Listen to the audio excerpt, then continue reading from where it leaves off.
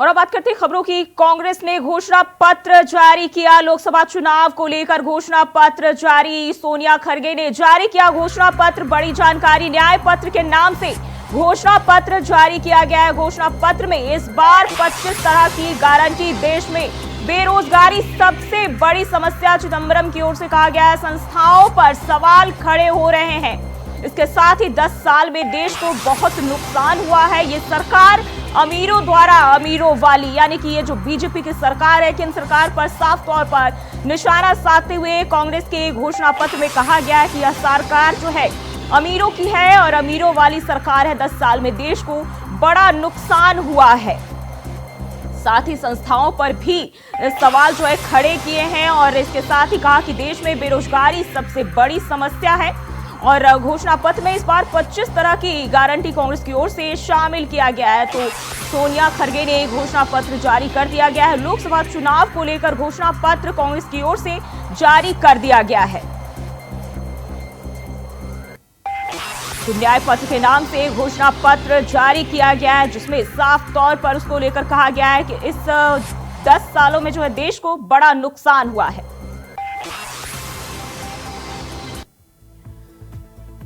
तो आप देख सकते हैं जिसमें साफ तौर पर कहा गया युवा, महिला, मजदूर और किसान पर इस घोषणा पत्र में फोकस रखा गया है। मजदूरी को 400 रुपए करने का दिन बताया गया है कि अब आ गया है। गरीब परिवार की महिला को साल में 1 लाख रुपए दिए जाएंगे। एमएसपी को कानून बनाने का वादा भी इस घोषणा पत्र में किया गया है। इसके साथ ही जाति जनगणना कराने का जिक्र कांग्रेस की ओर से इस घोषणा पत्र में किया गया। वरिष्ठ नागरिकों, विधवाओं और दिव्यांगों के लिए भी पेंशन बढ़ाए जाने की गारंटी दी गई है। पेंशन को बढ़ाकर न्यूनतम 1000 रुपए महीने करने का वादा किया गया है। इसके साथ ही 30 लाख नौकरियों का वादा किया गया है। और इसी खबर पर ज्यादा जानकारी के साथ दिल्ली से अजित हमारे साथ जुड़ गए हैं। अजित, कांग्रेस की ओर से घोषणा पत्र जारी किया गया है, कई सारे वादे जो है कांग्रेस पार्टी ने किए हैं, क्या जानकारी मिल रही है? देखिए, जो बिल्कुल बताना चाहूंगा, लोकसभा चुनाव को लेकर के कांग्रेस ने अपना घोषणा पत्र जारी कर दिया है और इस घोषणा पत्र में कांग्रेस ने 25 गारंटी दी है, जिसमें स्वास्थ्य, शिक्षा, खेल को बढ़ावा देने के लिए, महिलाओं के लिए, युवाओं के लिए और कृषि के लिए विशेष तौर पर जो है उनको तरजीह दी है और उनके लिए कई योजनाओं पर काम करने के लिए अपने घोषणा पत्र में प्रतिबद्धता दिखा गया है। कांग्रेस ने इस घोषणा पत्र को न्याय पत्र के नाम से नाम दिया है और इसमें जहां अगर हम बात करें, चाहे अगर हम बुजुर्गों के पेंशन की बात करें, तो कांग्रेस ने कहा है कि जहां अभी पेंशन में केंद्र सरकार की तरफ से 250 से 500 रुपए का योगदान दिया जाता है, उसमें अब जो केंद्र सरकार जैसे सरकार अगर बनेगी कांग्रेस की, तो वो 1000 रुपए का योगदान जो है वो इसमें देंगे। अगर कृषि की बात करें तो कृषि में जो एमएसपी की जो बात लगातार लंबे सालों से चली आ रही है, अभी हाल ही में देखने को मिला कि से जो किसान है उन्होंने एमएसपी को लेकर के अपनी जो मांगे हैं वो रखी। तो एमएसपी को कानून की जो बात है वो कांग्रेस ने कहा। इसके अलावा कृषि को जीएसटी से अलग करने की बात भी जो है वो कही गई है। अगर हम बात करें स्वास्थ्य की, तो स्वास्थ्य में कांग्रेस की तरफ से घोषणा पत्र में बोला गया है कि जिस तरीके से राजस्थान में बीमा योजना, स्वास्थ्य बीमा योजना लागू की गई है, उसी तर्ज पर देश भर में स्वास्थ्य बीमा योजना लागू की जाएगी और लगभग 25 लाख रुपए तक का जो। जी अजित, लेकिन इस घोषणा पत्र में अगर हम बात करें तो कई सारे वादे किए गए हैं, तो क्या इसको बीजेपी को मात देने में कामयाब हो पाएगी कांग्रेस? लगता है संपर्क टूट गया, दोबारा से जोड़ने की कोशिश करेंगे। तो कांग्रेस ने अपना घोषणा पत्र जारी कर दिया है और इसमें कई सारे वादे कांग्रेस की ओर से किए गए हैं।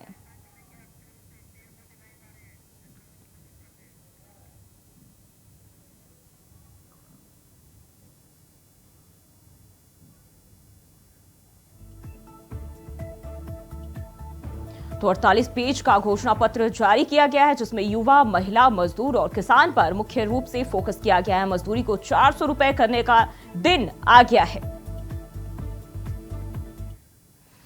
और सीधे चलते चलो जहां पीएम मोदी जनसभा को संबोधित करके क्या कुछ कह रहे, चलिए आपको सुनाते हैं। और इसीलिए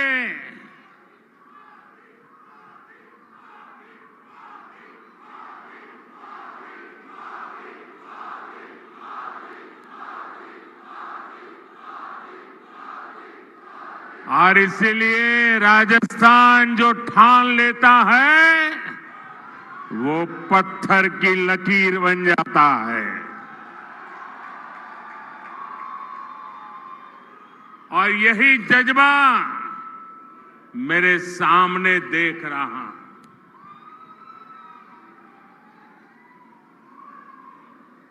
गर्मी और धूप ने भी हिम्मत की परीक्षा लेना शुरू कर दिया है, लेकिन आज देखिए परमात्मा की कृपा, मौसम जरा ठीक लग रहा है। और जब कुदरत साथ देती है ना, तो इशारा भी करती है कि हवा का रुख किस तरफ है।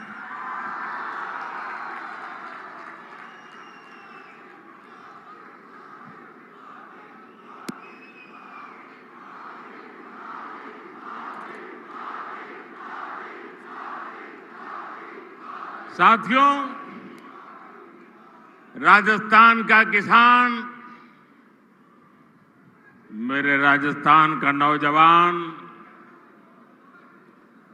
और आप सब माताएं बहनें इतनी बड़ी संख्या में दूर दूर से हमें अपना आशीर्वाद देने आए हैं। और पूरा राजस्थान कह रहा है, फिर एक बार, फिर एक बार, फिर एक बार। और आज चूरू ने ये बता दिया है कि 4 जून, 4 जून, 4 जून। और जब मैं चूरू आया हूं तो दिल्ली से नरेंद्र देवेंद्र के लिए आशीर्वाद मांगने आया है।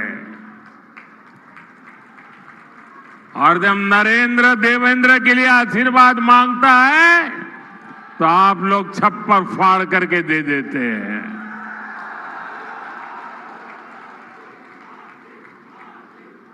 साथियों, बैठिए देवेंद्र जी। आज पूरा देश विकसित भारत होने के संकल्प पर काम कर रहा है और इसमें राजस्थान की बहुत बड़ी भूमिका है। जब राजस्थान विकसित होगा तो भारत भी विकसित होगा। बीते 10 साल में मोदी ने देश में जो काम किए हैं, उन्होंने विकसित भारत की नींव तैयार कर दी है। आज पूरी दुनिया हैरान है कि भारत इतनी तेजी से कैसे विकास कर रहा है। दुनिया को पता नहीं है कि भारत की इस मिट्टी की बात ही कुछ और है। हम जो ठान लेते हैं वो पूरा करके दिखाते हैं। पिछले 10 साल में आपने देश को बदलते देखा है। आप याद करिए, 10 साल पहले तब देश कितनी खस्ता हालत में था। कांग्रेस के बड़े बड़े घोटालों और लूट के कारण अर्थव्यवस्था चरमरा गई थी। दुनिया में भारत की साख गिरती जा रही थी। आजादी के इतने दशक बाद भी देश के लोग जीवन की छोटी छोटी जरूरतों के लिए जूझ रहे थे। करोड़ों गरीबों के सर पर छत नहीं थी। करोड़ों लोगों को पीने का पानी उपलब्ध नहीं था। हमारे गांव अंधेरे में डूबे थे। वहां बिजली भी नहीं पहुंची थी और लाखों करोड़ की लूट से सरकारी खजाना खाली ही रहता था। आप लोगों ने भी सोचा होगा लिया, जब हालत इतनी खराब थे, इतने दशकों तक बुराइयां थी, तो इसका मन पर भी असर होता है। और आप सब देशवासियों ने मान लिया था कुछ बदल नहीं सकता, अब देश का कुछ हो ही नहीं सकता। हर कोई निराशा में डूबा हुआ था। इसी हताशा निराशा में 2014 में आपने गरीब के इस बेटे को अपनी सेवा का मौका दिया।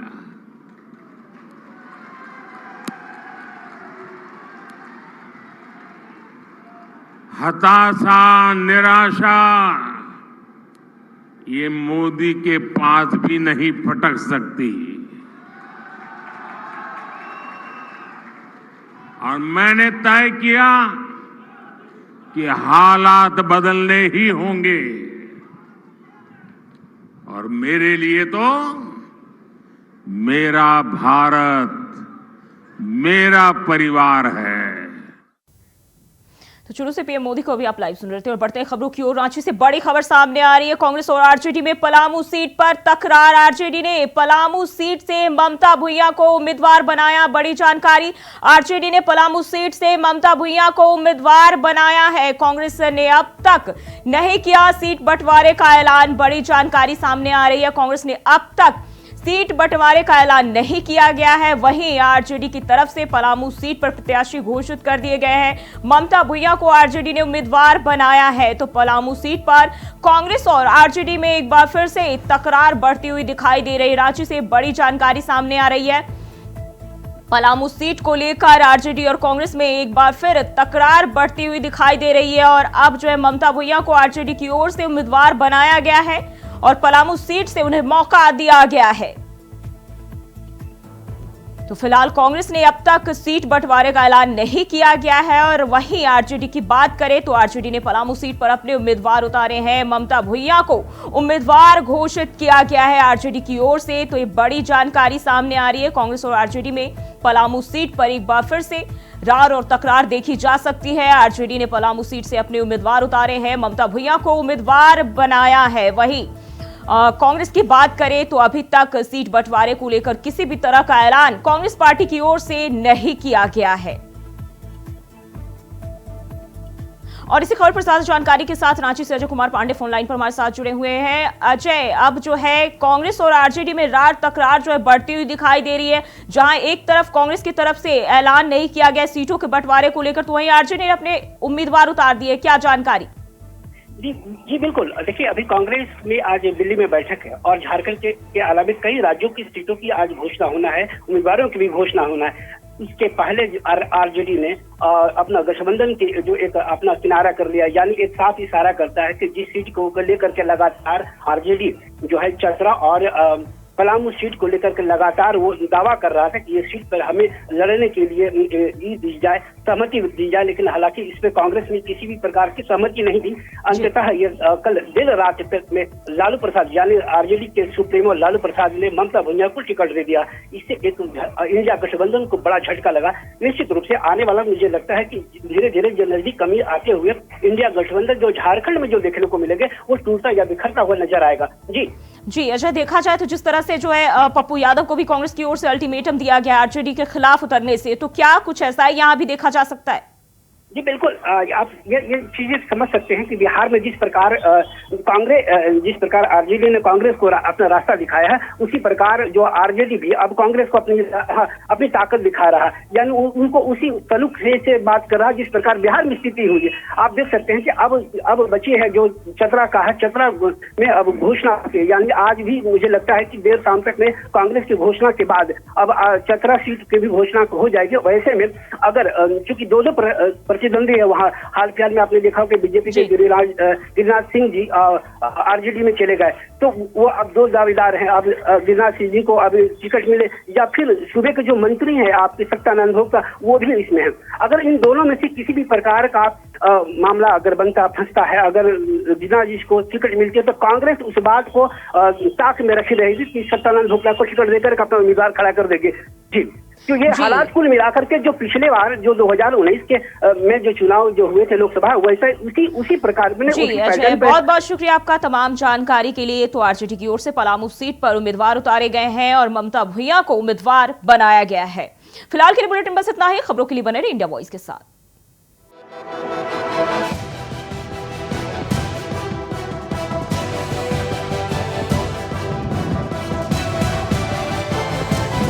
इंडिया वॉइस, आपकी सोच, आपकी आवाज।